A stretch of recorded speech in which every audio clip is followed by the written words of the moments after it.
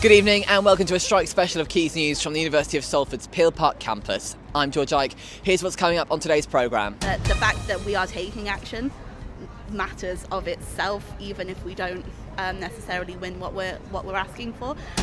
Do you really understand what's going on with the UCU strikes on campus? Don't worry, because you will soon. As more strikes are being announced by both the university and the medical sector from the Royal College of Nursing, I found out how our students in the medical field are feeling about this. And it means that the care that we're providing isn't as safe as it should be, isn't as thorough as it should be, and isn't as good as we want it to be. Find out what is going on behind me here at the Salford delivery office and why your Christmas parcels may be delayed this year.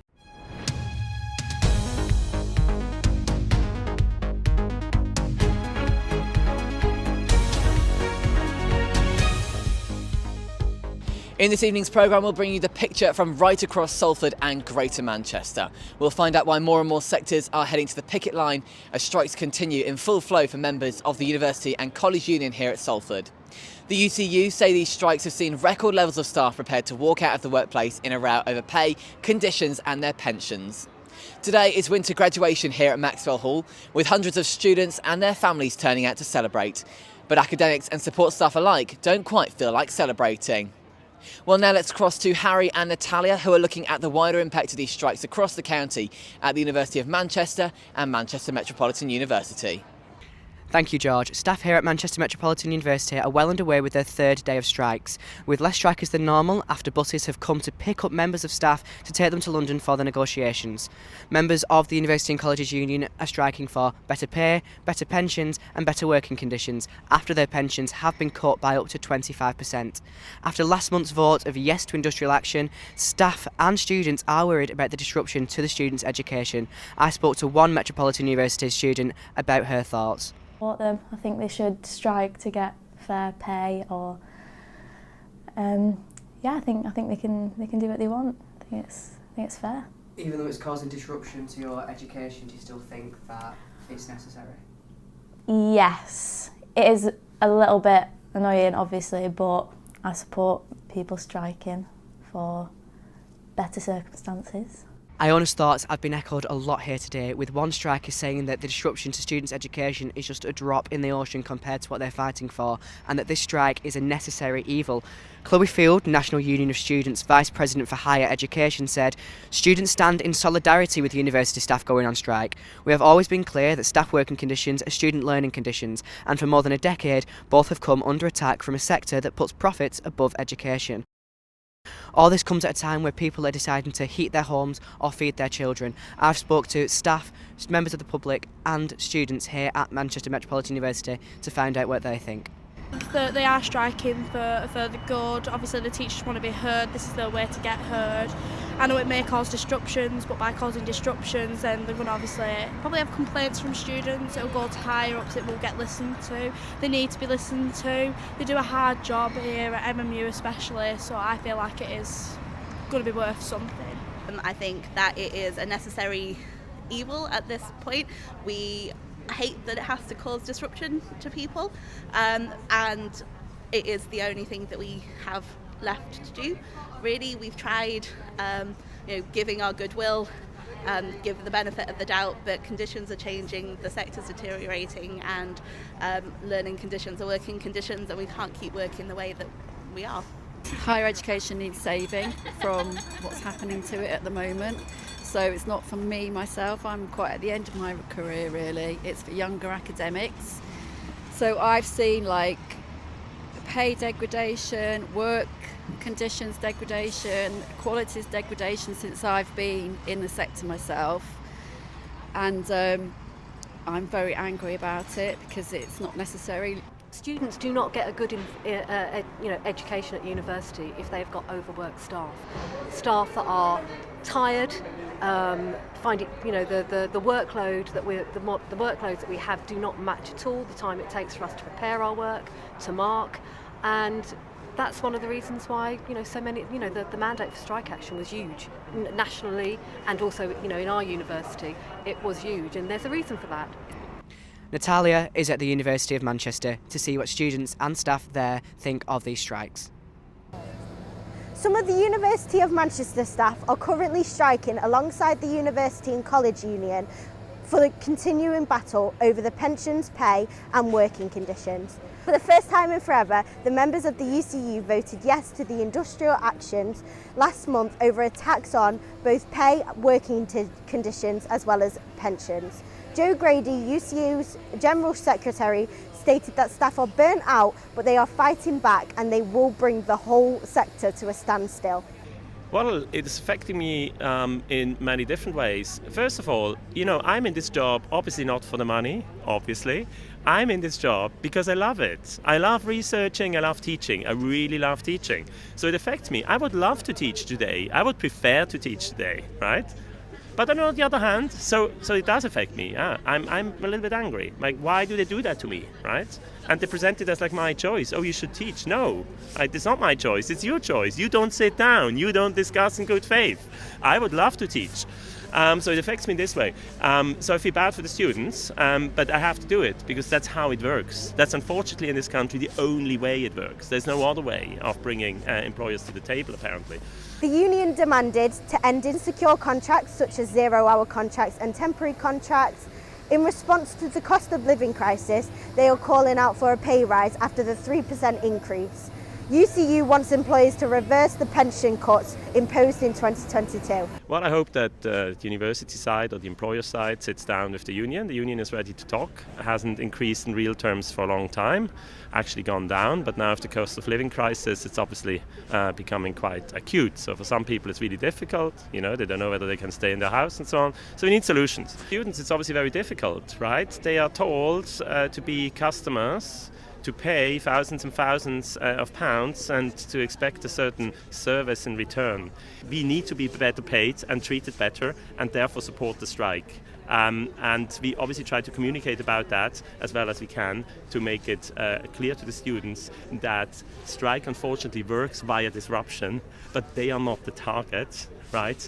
We love teaching them, we love taking care of them, we do as best as we can. It's unfortunate that they miss a few sessions. But then on the other hand, if they come out and join us and discuss with us here, go to the teach outs, I think they get an educational experience for free in that case, that is as valuable, if not more valuable, than what they miss out in today's lectures. Thanks, Natalia. With UCU strikes happening here on our very own campus, we wanted to know if students really understand the context behind these strikes. Beth Whiteman breaks it down for us. Thank you, George. Your main question might be, why are my lecturers striking? Firstly, due to the huge race and gender pay gap in higher education with just 1% of professors being black. Secondly, workloads are also unsustainable. Pay has also been cut, with the equivalent of a lecturer in 2022 being paid 25% less than a lecturer a decade before because the wages haven't increased with inflation. And finally, the pensions have been devalued by around 20%, meaning staff will retire in poverty. The UCU are who run the strikes on our University of Salford campus. With over 120,000 members across the union, they have come together to make a stand on the picket line. The unions promote and safeguard the interests and rights of workers within the higher education sector by taking action to improve the reasons stated previously. Now that you understand why your professors and classmates are striking, the question you might be asking is, what can I do to help? The UCU say that if you agree with the strikes, there are plenty of student groups you can join, or just head over to the picket line to show your support. Now let's bust some of the myths you might have heard when coming across the campus strikes. Firstly, strikers are all teachers, which is not true, as the UCU and Unison members are made up of academic staff as well as professional service staff. Strike days are not just paid holidays for strikers, with some institutions even withholding pay until any cancelled teaching is replaced. Another myth is that university workers earn a lot of money, despite lecturers finding themselves being paid just 10 minutes to mark 1,000 words of an essay. The last mythbuster is that university workers get loads of time off, which is a common misconception. Thank you, Beth. Manchester Metropolitan University's top-rated accommodation, Archways, has taken a stand against unfair pay, and our reporter Ellie Johnston has more. Manchester Metropolitan University's new and top-rated student halls, Archways, have joined alongside the rest of the country in taking strike action.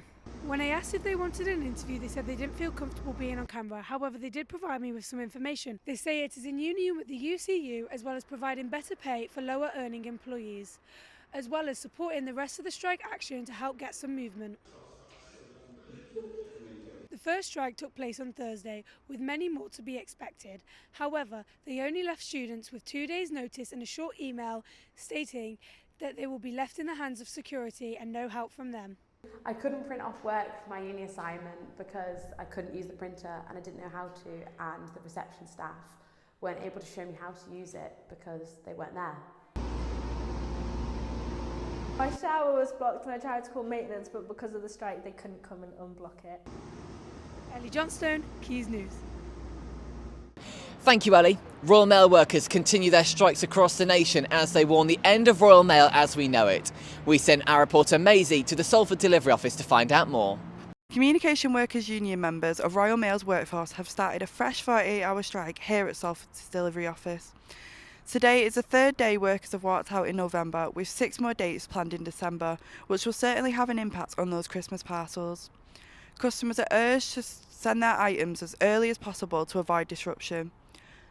The workers are striking against a long-running dispute over pay and working conditions, calling for adequate pay that covers the cost of living increases. These strikes, going alongside the university strikes, brings about the question of are we heading for a general strike, as workers across many sectors are unhappy with their conditions. Workers on the picket line today said they could not give comment, and the Communication Workers Union did not provide a statement. However, Communication Workers Union General Secretary previously said that posties are in the fight of their lives against the Uberisation of Royal Mail. Royal Mail released a statement in response to the strikes. We apologise to our customers for the inconvenience the CWU's continued strike actions will cause. We are doing all we can to minimise delays and keep people and businesses and the country connected. With jobs at risk and managers receiving 20% on top of their salaries, workers are continually vigilant along these picket lines. Not only are many university staff striking, but also the Royal College of Nursing has announced their own series of strikes. We asked the university if our reporter could film in the Mary Seacole building, but we were told that it would require us hiring a handyman to be in the building. Holly Roberts has more. How do you feel about the university strikes? I really do hope they benefit the people that are involved. I personally don't think my lecturer's striking right now, but I know friends that have had their lecturers strike, and I think it's causing all sorts of issues with them studying, and I do worry that although this is for the students of tomorrow, it's having a more negative impact on the students today that need their lecturers. It's the first striking of nurses ever, which has got to say something. I hope that it really makes awareness. I think that it's come to this point. It's very sad. I think the days, because like the 15th and the 20th of December, 2 12-hour shifts, I think it will cause a little bit of chaos, but I'm hoping it will raise awareness in the long run and that something needs to be changed, because the funding and the salaries for the NHS staff is just not there anymore. All that. So the university strikes probably are helping the staffing issue that's coming, because we're trying to get new doctors in and new nurses and stuff like that, but then the people that want to be trained aren't able to be trained because of the universities striking. I think as medical students we are all so passionate about what we do. We want to learn, we want to be there, we want to learn everything there is to know.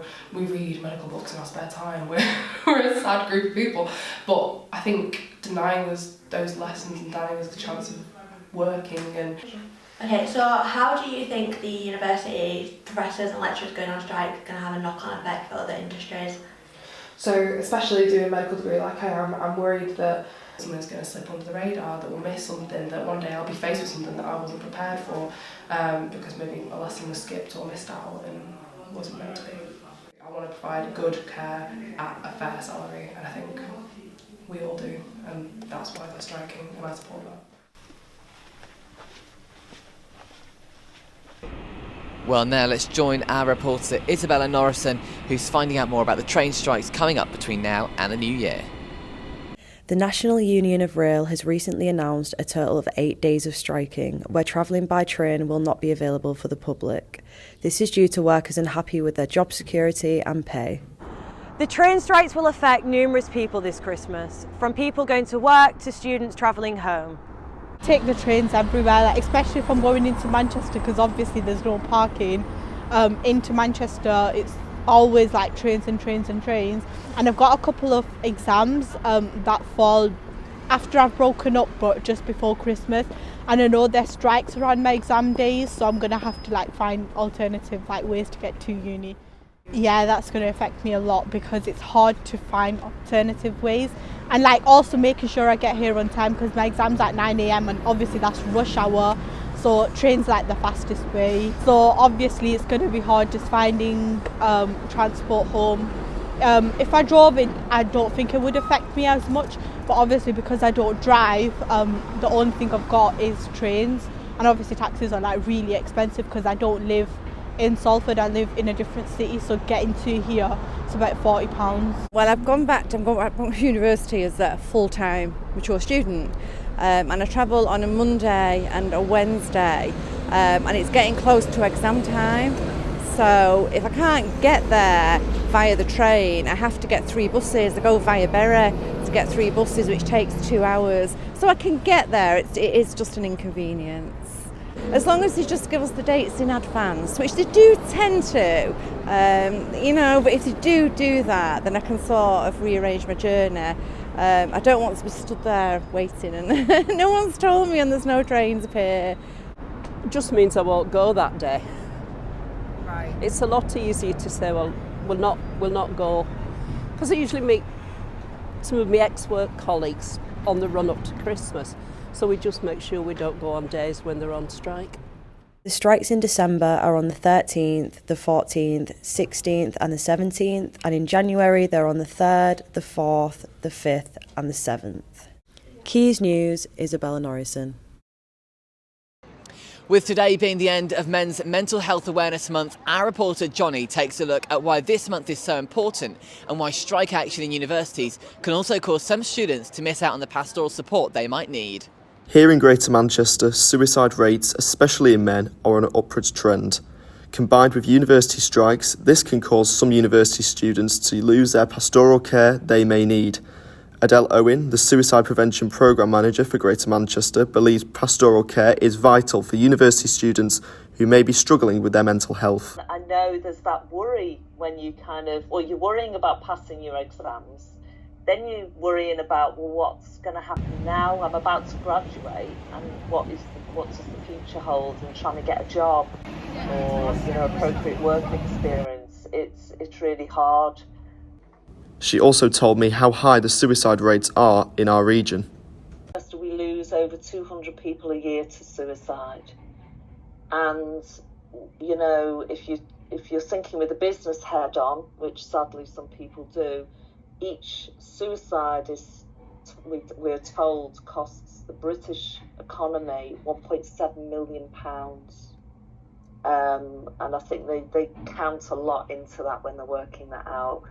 Suicide is the biggest killer of men in the UK under the age of 45, with the global suicide rate this year increasing by 75%.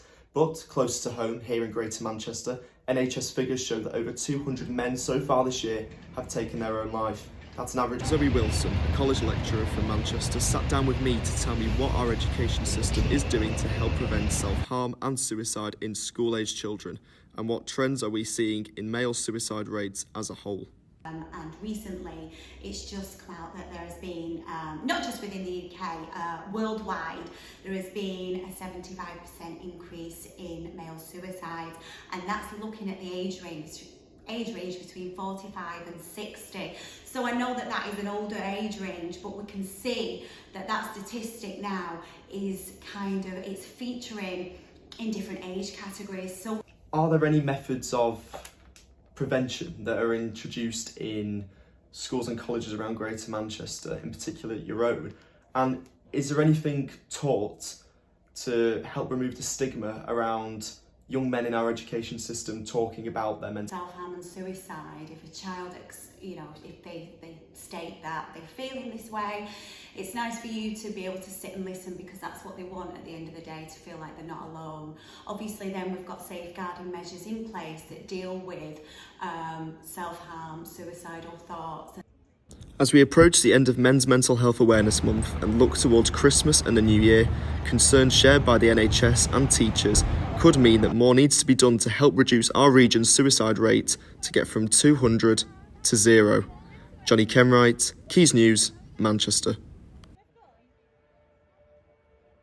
Thanks for watching today's Quays News special on the strikes. That's all we've got time for. But there's plenty more coming up on Quays TV this week. Tomorrow from 6, Beth and Drew are here with Salford Weekly. And on Friday, you can find out about all the latest local sports news with Max Hayes and Evie Jessup on Blow the Whistle. Good night.